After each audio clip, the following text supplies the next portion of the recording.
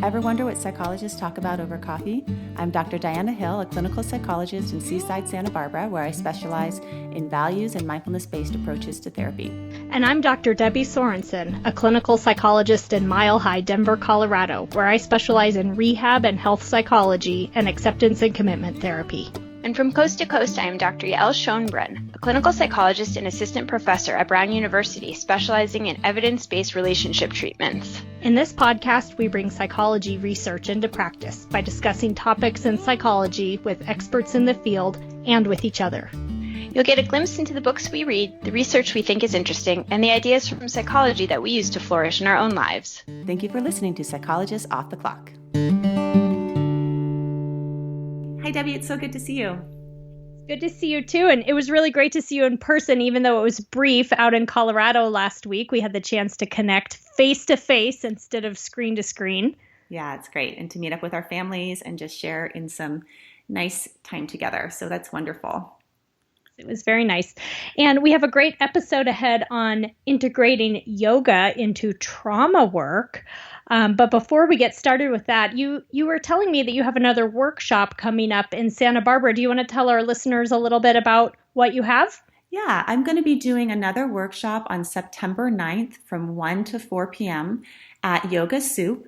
And this workshop is going to be for both professionals as well as the general public on compassionate mind training. So we're going to be doing some experiential work around developing a compassionate mind. And it's going to be a lot of fun. If you liked the interviews that I've done in the past around compassion, I think you'll really like this workshop.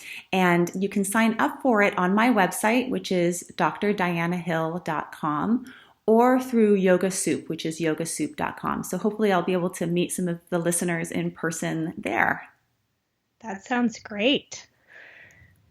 And so to start off today, I think we were going to introduce this fantastic interview with Deirdre Fay that you did on using yoga to address trauma.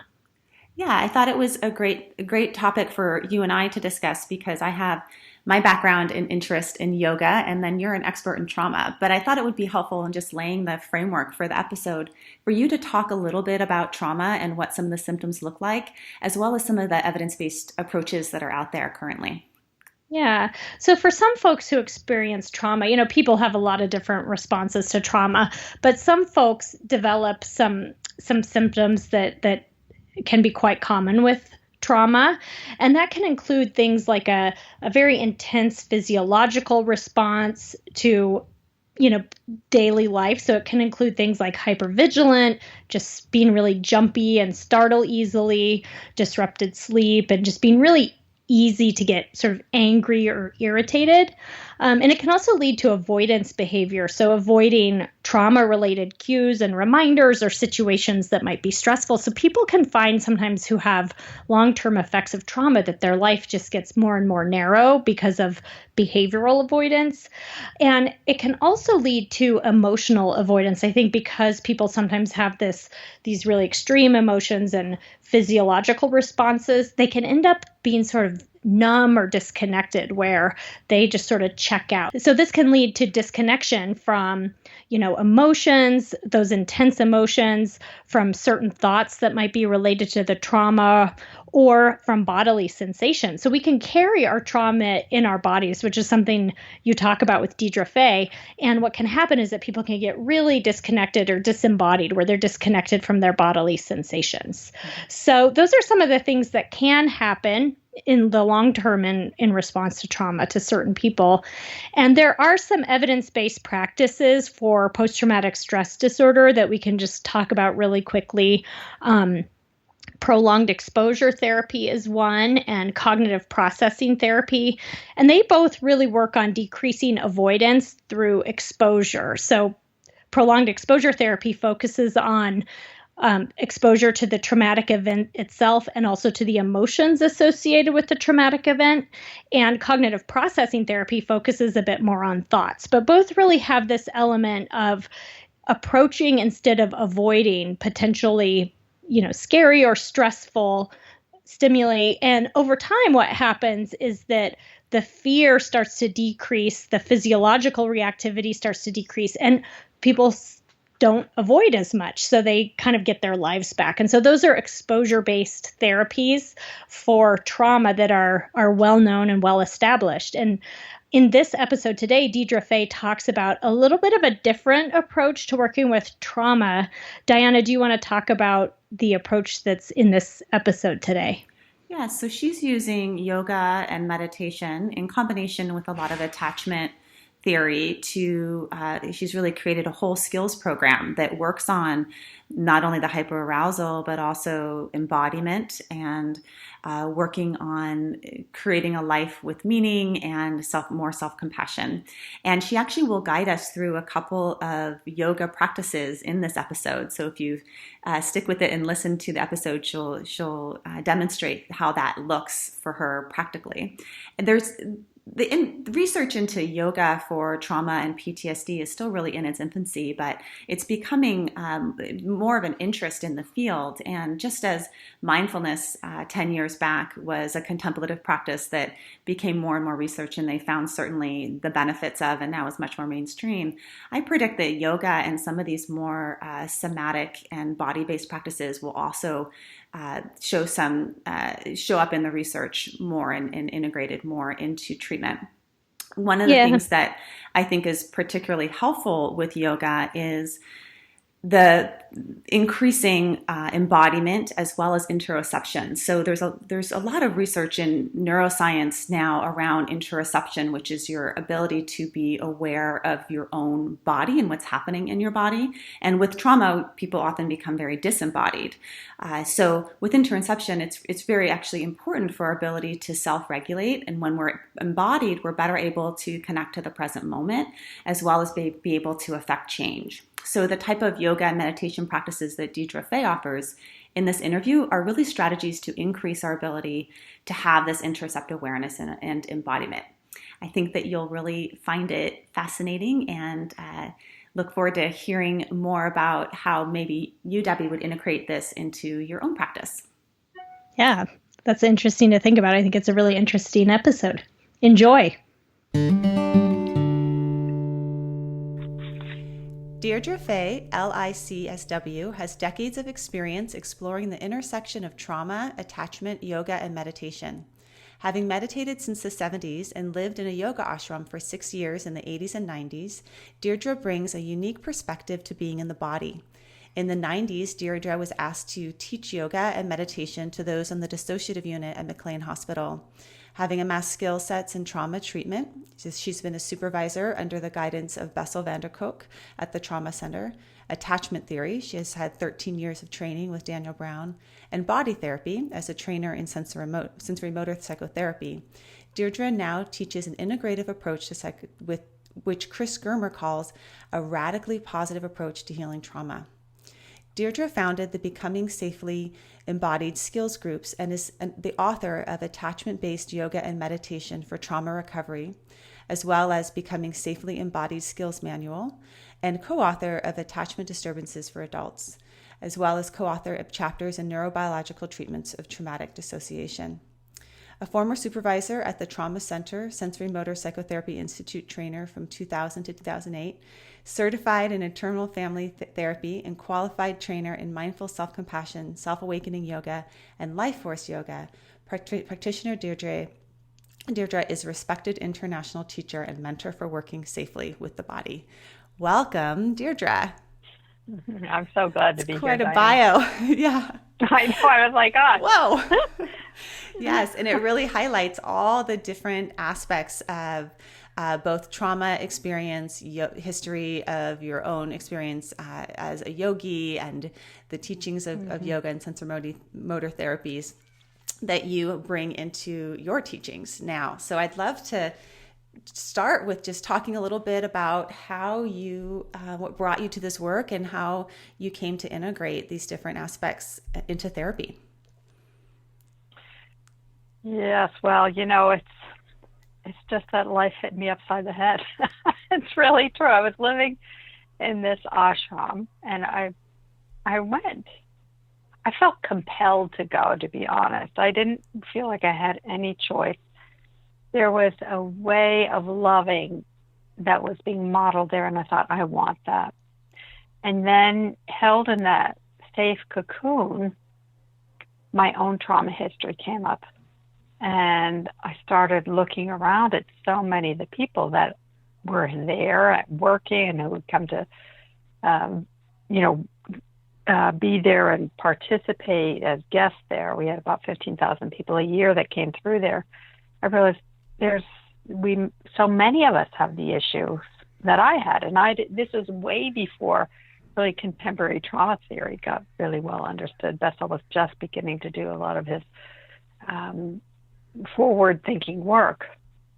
So I went to school, I got a master's degree, and then during my second year, when I was still in my training at McLean Hospital, the people there heard that I had lived at this yoga ashram and that I did a lot of meditation and yoga, and they wanted me to see if I could teach them. So at night I'd go over to the unit and try, like, what worked, what didn't work. 'Cause I had to see what the things that worked for me and didn't work. Because when my history came up, I had been able to do a lot of yoga and meditation, and then all of a sudden I couldn't.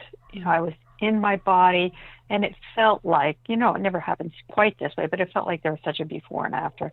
All of a sudden I couldn't do what I wanted to do. I didn't feel safe in my body, just wanted to hide. I'd been teaching in front of groups of people, 150 people at a time. And it's like I just wanted to hide, run away. And I thought, what happened? So that really took me on that journey, that quest to find out what was going on with me and how could I help other people. I remember I said to somebody, this isn't worth it. This is so painful that it's not worth it for me to do it by myself or for myself. I had to figure out, if I'm going to go through this, I'm going to figure out a way to help other people. So nobody has to be as alone as I felt at that time. And so that's really what got me going. And then life sort of led me to Bessel and working at that and having the incredible team that we had at that time. It was phenomenal. They're still my colleagues and friends to this day. And, just continuing to train and develop and, follow that commitment. And you take a really unique perspective in integrating yoga into the actual therapy room. So in some of your, in your writings and in your skills manual, you actually have people practice yogic poses while they're doing other somatic work and the whole package of trauma work. But can you talk about why yoga in particular is helpful with trauma? Right. I feel like we all need to have a really big toolbox. So sometimes I do postures, but often it's more the philosophy of yoga that is guiding me and allows me to hold and tolerate the immense amount of pain and suffering that people have without getting caught in it. Because what yoga says is that prana, this life force, is always leading us back home to ourselves. We're going to get sidetracked. We're going to get confused. We're going to get lost. But prana is saying, go here, take this left turn and just, orient a little bit in this direction. Now, when there's trauma involved, it gets so loaded into the body that what happens is prana, as it's moving through our body trying to guide us, gets stuck and jammed against the wounds. We call them samskaras, the pains of our life, the knots. And prana is just like saying, okay, honey, this isn't okay. We're going to clean this out so you can get home to yourself. But that never feels pleasant or good. It's kind of like when a sculptor is grinding away at a sculpture, something that wants to come forward. They're chiseling and they're pounding and they're sandblasting it. And just imagine being the person inside that's being sculpted out. It's not easy, pleasant, or comfortable. But that's what prana is doing. And so that's what helped me to feel like, okay, this torture isn't torture just to be tortured. It's not because we're being ground down to be killed off. It's we're being refined Life is trying to say you are not this painful place. There is more. And let this go. Let this ease, and let this fall away so you can have more of yourself. So that's what really guides me in my thinking and in my work, and then using different psychotherapy models along the way. And sometimes I'll do very simple yogic postures. You know, many of them are not about standing up or actually taking a pose, but just simple little things that are that carry and allow the wisdom of their heart and their body to open up. That's really my intention. I'm more interested in, can somebody listen and relearn how to listen to themselves so that they can hear their own guidance? They're like, how's prana guiding them back to themselves? Not that I know, because I don't know specifically how their path will be unique and different. And that's where it ties into attachment theory, which is another whole piece I love, because attachment theory says there is only one of you. There is only one of me. We're unique in all the world. So how do we allow ourselves to grow, develop, and flourish and become that? And so that's part of what yoga does. Yoga says, we want you to be fully alive, fully expressed. And so let's take away that which isn't you so you can show up more fully. Mm-hmm.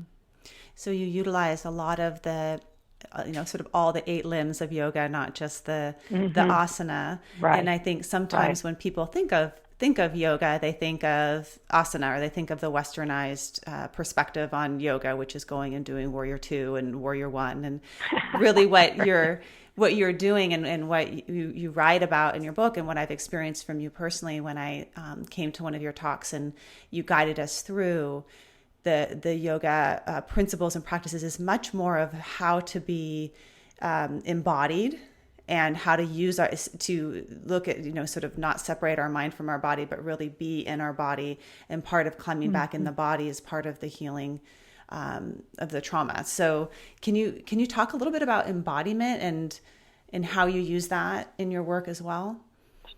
Sure. Well, I think there's true embodiment is not a top-down. It's not a cognitive thing, but it's learning to be with what Dan Stern, the phenomenal developmental theorist, said. He called them vitality affects. Susan Oposion talks about them as pulsatory energy. So how do we touch that underneath the thoughts, underneath the feelings, even underneath or within sensations?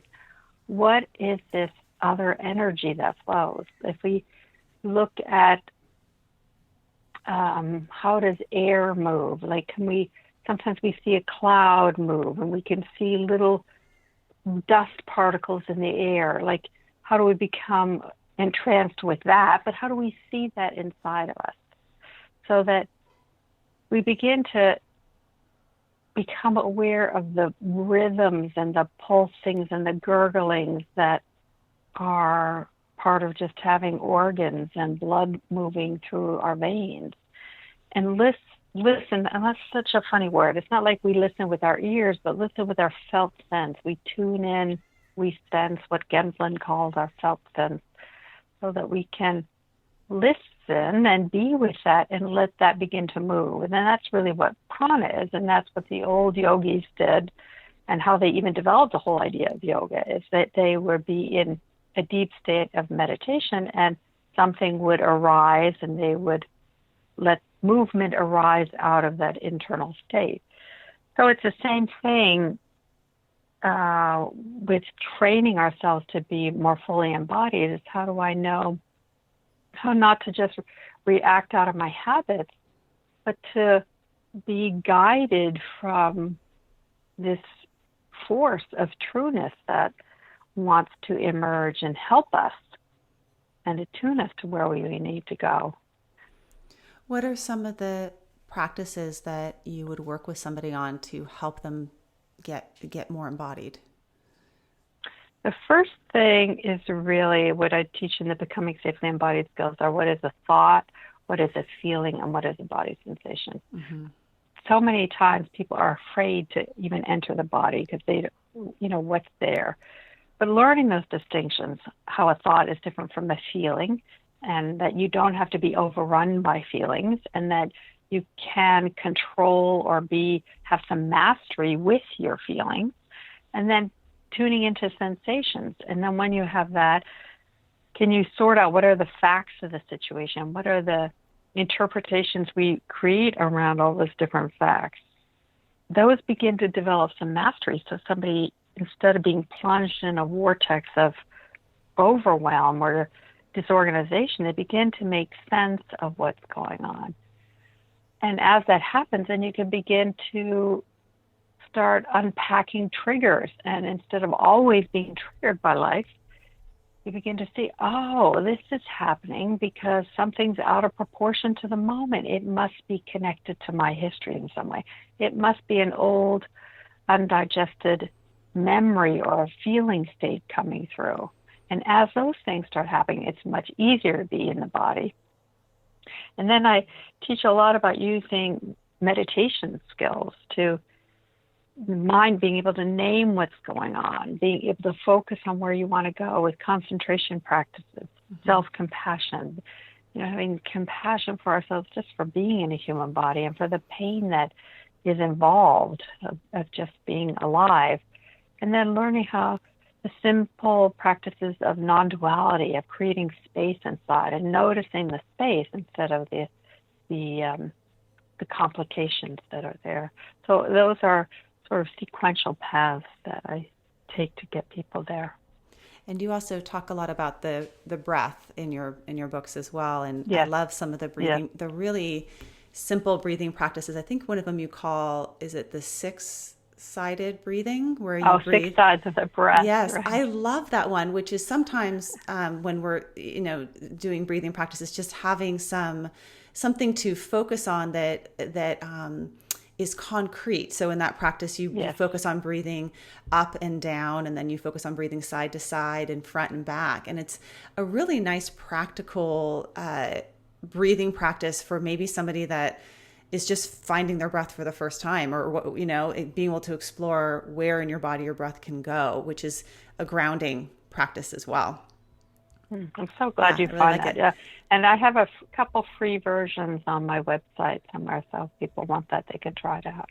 Okay, great. And we'll put links to your website and all your materials with the episode as well. So there's just a lot of different, I think what strikes me about your work is how you're taking all this information and really integrating it into a trauma treatment. So taking the attachment theory, taking the sensory motor, taking the yoga, and kind of seeing where there's overlap. And there's actually there is a lot of overlap between them, but making it sort of a narrative that makes sense, that I appreciate. Oh, I'm so glad you found that to be true.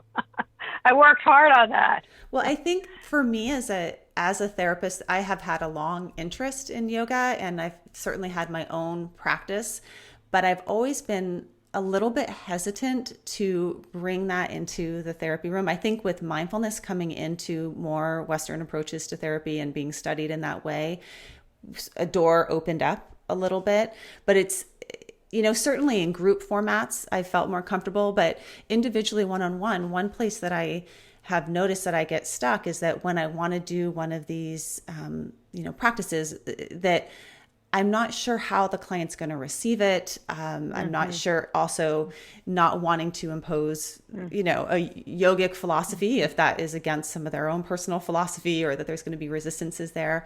How do you find people receive it, and what is your entry point in bringing this work to people? Right. That's such an important question to be exploring. I guess I could just call it life force, and how, to me, it's very simple.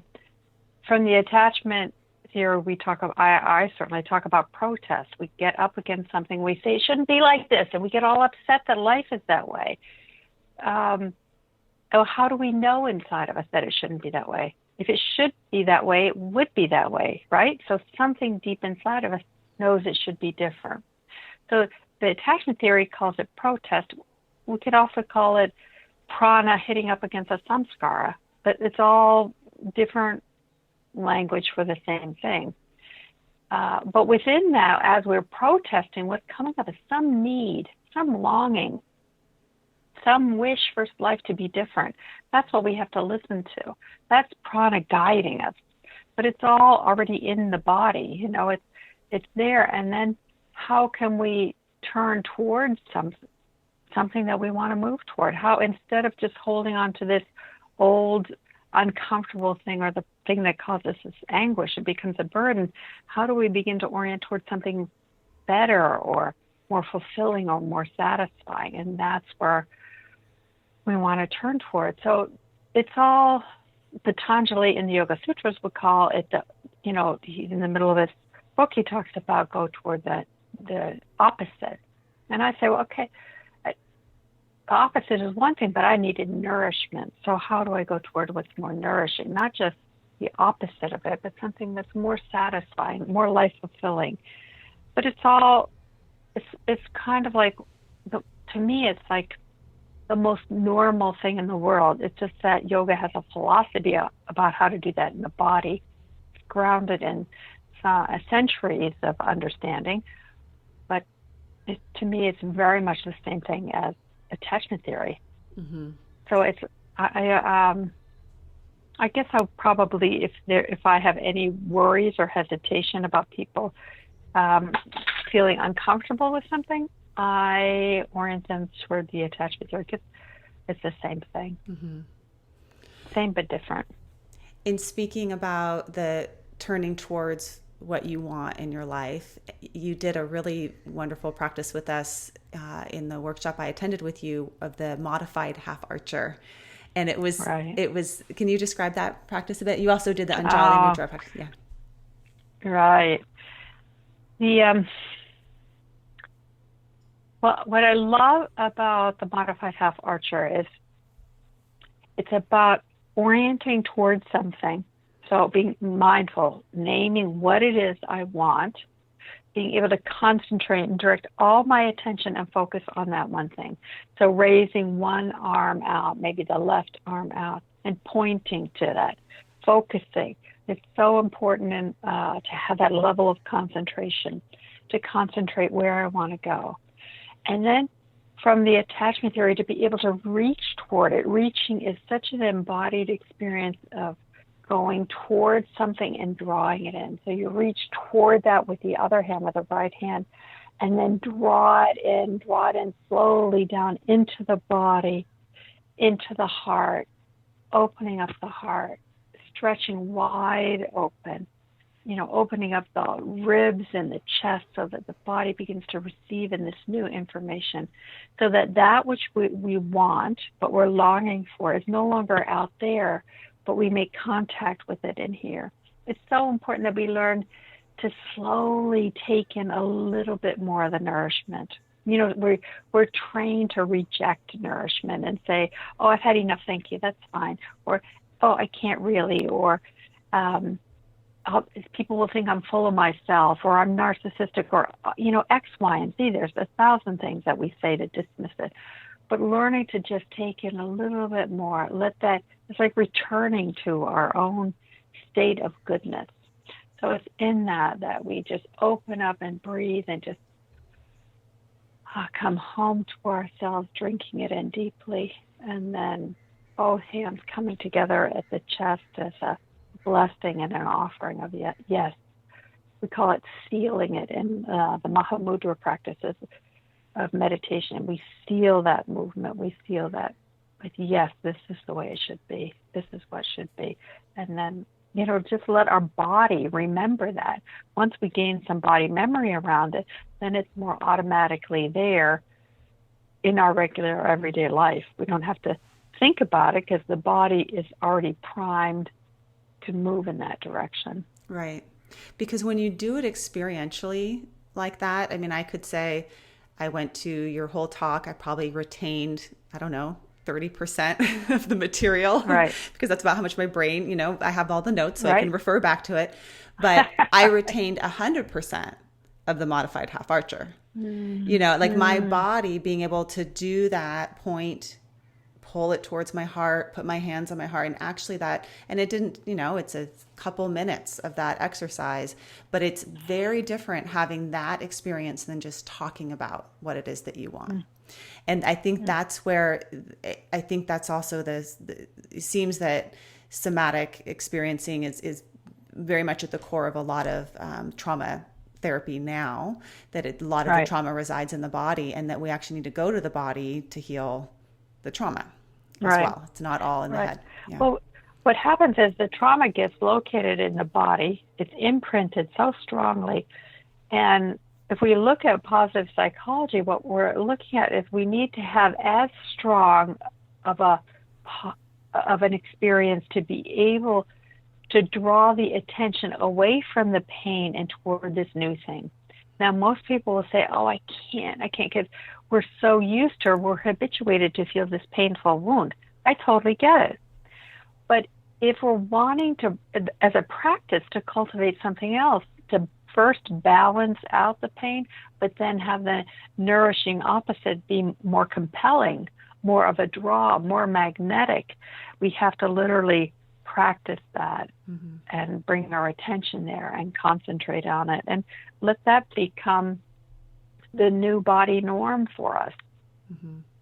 Which brings to the other practice, the Anjali Mudra, which is I also retained 100% of. But can you describe that one? Because it's also about that nourishing opposite that you're alluding to. Sure. Well, people probably know it's the prayer position at the heart. It's it's a simple thing. It's in amongst so many traditions. And so what I invite people to do is first change their center of gravity away from their head and thinking and drop into their heart, so that already has them locate a little bit more in the center of their body. So bringing that attention down into their heart, breathing a little bit, and then noticing what it is that's creating anguish or upset or discomfort. And instead of holding it in the body, there's many different models. Now we practice externalizing it, taking it from inside outside.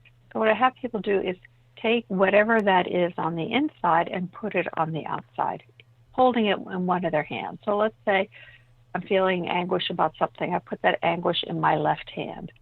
And not just as a thought experiment, but to really feel and sense that anguish out there. Let it become heavy and full and pressing into my left hand, so that my left hand is literally having the felt experience of that, rather than being in my heart and my chest and my belly. It's out there in my hand. And then to explore, well, what would be the nourishing opposite of that? Whatever is causing the upset or the anguish or the distress or the shutdown, what would be the opposite of that? And there's no right answer. It's just to explore and begin a conversation. So I put that nourishing opposite in the other hand, say in the right hand. And again, it's about feeling and sensing that as much as I can in the right hand, while at the same time feeling in the left hand, whatever I have there, and dropping into my heart. So staying centered in my heart, in my spine, in my whole body, my torso at that point. What happens if I begin to bring those two hands together, the left and the right? People talk about starting a dialogue process. Something goes on there, that there's often they have never considered the kind of conversations that could go on. Sometimes people can only bring their hands 2 inches together, and it's like too much going on. That's okay. You just hang out there. Let that conversation begin. It's a process of linking, of reconsolidating something rather than leaving it separated inside of ourselves. So it's about externalizing and then learning how do we begin to link and reconsolidate it. And then slowly, and sometimes it takes over many practices, slowly bringing the hands together. It's not the physical act of bringing the hands together. It's the psychological embodiment of these differences and letting them have contact and creating some kind of contact between them. And then being open to whatever it is. And then again, feeling that, making contact at the heart with a moment of gratitude for whatever came up, and then having people journal and write about it to help bring forward whatever kind of insights or difficulties are there. Because sometimes the next layer of difficulty arises. And so you just keep opening and welcoming, and inviting integration to happen while staying centered in the heart. And what's amazing with that practice is that when you do that first process of physicalizing and moving it out of your body into your hand, that's also very much a practice of, like an act where we do some diffusion, where there's a little bit of space between you and that thing that feels like it's taken over you. And you can actually feel the difference in the weights in your hands. It's like, isn't that something? That's so, right. Yeah, you can feel that the weight, it actually feels like you're holding something heavy. Thank you for sharing both of those with us. Oh, so glad. Right. Can you talk a little bit about shame? Because that's another, aspect of trauma that I think is a core symptom that can show up, but I think also is just prevalent even among people that aren't experiencing or haven't experienced trauma. Can you speak to how you work with shame and Sure. How you define it?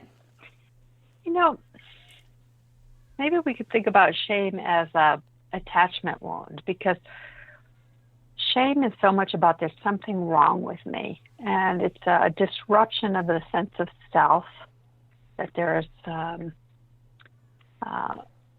something wrong with me. And if we have a secure self, we have a buffer against shame. But when shame is so toxic and takes us down, because shame can be self-righting. It can help us move in a better direction. It could be learning character. It can be small amounts of shame. It's like, no, you shouldn't do that. And when we don't collapse into feeling horrible about ourselves, then it's like, oh, right, I shouldn't have said that or done that, or I should have been thoughtful about the other people. But where shame becomes so distressing is when we obliterate ourselves, when we feel like there's something wrong with me, that nobody loves me or wants to be with me or respects me or cares about me, all those. And those are all attachment wounds. So from my point of view, so much of shame is really the attachment wound coming up, but it comes out so powerfully and aggressively in its physiological distress that we are just taken down by it. And so the hardest thing is learning how to, in the midst of that kind of self-beating up, to bring some kind of positive kindness or goodness or respect or a valuing.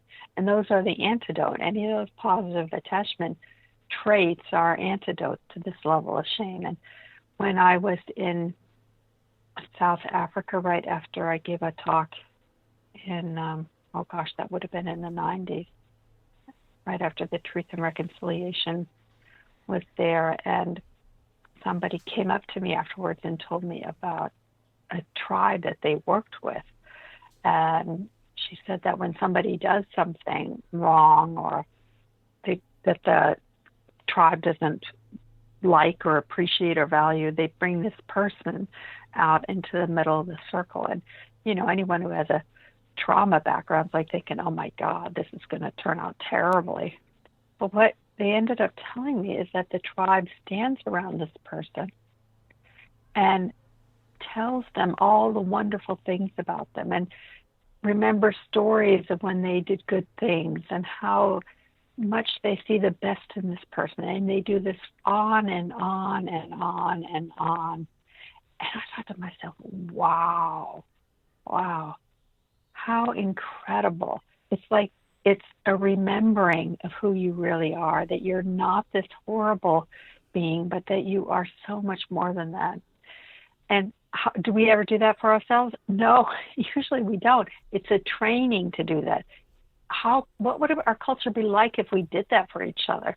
In the safely embodied learning community, so much of what the people there are learning to do with each other is to provide this kind of goodness, a buffer zone, so people can, instead of collapsing into the absolute horribleness, to feel like they have some sense of the love and kindness and care around them. Oh, it just is so painful what happens with shame. That would be a wonderful practice maybe we could all do with each other and with our children, right? So right. I love that. One by one we do that. It's just like taking out a different highlighter and highlighting, because when shame is activated, it's like highlighting all the I am bad, and looking for evidence and hiding and not exposing parts of ourselves so we don't get any new information or new learning. And if we could offer a different thing to highlight, to, as you said, to remember who we truly are, our true nature, that would be really powerful. Would be. Yeah. Can you speak a little bit about the embodied skills, the Safely Embodied Skills program? And because it seems like that's something that you can offer to people that are interested in learning more about this work. Sure. I do a number of different online courses. One is the Becoming Safely Embodied Skills online, and the other is what we call Living Untriggered. It's about healing trauma using meditation skills. And those are really about just learning simple, everyday, practical skills that you can use to just day by day, minute by minute change. And they're designed to be small, not big things, not things that are really complicated. They're actually really small, and but if we use them over and over again, they make all the difference. The Becoming Safely Embodied Skills are actually what I used to really heal myself way back in the day. And when I started teaching them, I was so couldn't believe that they helped other people, because I had taken them so much for granted. But they make a huge difference. I mean, people just, how it organizes a disorganized mind is incredible. And then using the meditation skills, not the big highfalutin ones, but how to really take mindfulness and implement it in an everyday way, how to take self-compassion, how to take concentration skills. Because think about it, when we're triggered, we don't have any concentration. We're tossed and turned and pulled all over the place. Same thing with shame, right? So it is vital for each of us to learn how to deepen into a concentration practice. So when the trigger comes in and tries to pull us off course, we can say, I'm going there, and I am so focused on going there that all that other stuff falls a little bit more into the background. Wonderful. And you also have a book for therapists. So those two courses would be for mental health providers that want to learn for themselves, actually practice it on themselves, but also trauma survivors as well. And then you have a book that is for therapists of how to do this work if you're interested in learning on a deeper level about attachment theory, about trauma, and you go through a number of navigate a number of symptoms and responses to trauma, things like skills for helping clients be in their body, skills for helping them, set boundaries, and really weaving the attachment theory with the yoga practices, where you break down scripts that therapists can use and practices that they can try. Right. That I've been kind of pulling out little pieces and trying on my own after reading your book. And it's also practice for the therapist of how to, at least for me, how to lead someone through this and where people get stuck. And there's a lot of learning in doing this work as well. But your book is a great resource and full of information as well as practical stuff at the end of each chapter. So that book is it's actually fairly newly out. I think it just came out, right? It was out last year, right? Yeah. And when Norton actually asked me to write the book, and I said I'll only write it if I could write it for people, not just for therapists. I mean, it's an academically researched, and it's based on all the literature, but I wanted the voice of it to be something that included everybody. So and that's called, nobody's left behind. Yeah, and that's called attachment-based yoga and meditation for trauma recovery. Right. If you want to look that one up. Yeah. So I guess I have one last question, which is, where do you see the field of psychology or the field of trauma therapy recovery going? Oh, that's such a good question. And I'm conflicted about it, because one of the great problems culturally that we have, societally that we have, is that good trauma treatment is expensive. It takes a lot for a therapist to train and really learn how to be with trauma and help the healing. It takes a lot of supervision and consultation. So it's expensive. The training of it is. And insurance doesn't cover a lot anymore. So I think there's a horrible bifurcation that's going to happen where the people who need it the most aren't going to be getting it. That's part of the reason why I started pioneering ways online to do things and create healing possibilities online, so to make it a little bit more ecumenical and available to people, because individual psychotherapy is a privileged thing now. And anything that we can do to make that a broader base is so important. So there's that whole piece. And then I think that we're moving, I'm not sure away from, but there's old models of therapy that, especially with trauma treatment, that's very much about excavating the wound and being with the pain of it. And I think there is value in that, but we need to also balance it with is this sense of goodness and kindness and compassion and balancing out the pain, because people can only take so much pain before they're crippled by it. You need to also help people remember the goodness, their playfulness, their delight in being delighted in, and all the positive attachment pieces, so that people have some buoyancy to deal with the pain. It makes me think of John Gottman's ratio. He says with couples, you need to have, for every one bad thing that happens, you need to have 5 good things in the emotional bank account. And I feel like it's very true around trauma treatment. For dealing with one painful episode, you need to have a lot of good, positive things in the bank. And we pay less attention to that in treating trauma. And I think that's certainly what I'm really committed to creating more of. Well, thank you. And thank you for bringing so many resources to people that are struggling with trauma, and then also the many helpers out there that want to help people through it. So I really appreciate you as a pioneer in integrating yoga, meditation, attachment theory. I love your work, and just really honored for you to come on the show, and delighted to talk with you and continue our relationship. So thank you so much. You are welcome, Diana, and thank you. And thank you for doing all this. Again, this is one way that more and more people can begin to awaken to what could be possible and realize that there is a way to heal. And you guys are doing an enormous job at providing that. So thank you so much for doing that. Thank you. And I will put all the links to all your resources on our website and on this podcast, and we'll be connected in the future. So thank you so much, Deirdre. Yay. Yay. Thank you. Take care. Thank you for listening to Psychologists Off the Clock. You can find us on Facebook, Twitter, and our webpage, offtheclockpsych.com. Music by John Gu and Susie Stevens.